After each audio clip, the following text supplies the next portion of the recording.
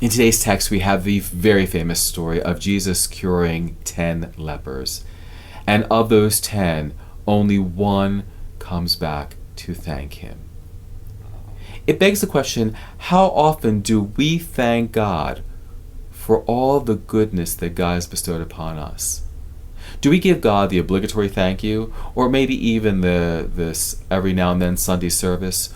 Or are we in a place of thankfulness where we are willing to search for God to thank him, to spend precious time and energy in thanking God? God has given us so much. God has given us who we are and what we have. And we work with God to bring those things in our lives. But far too often, we do not thank God.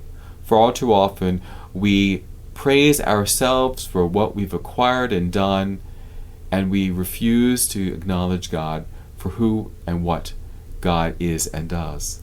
And this text tells us that we are to put down everything and search for Christ and for God, to praise and worship and thank God, and not just in some sort of obligatory way, but in a radical outpouring of love.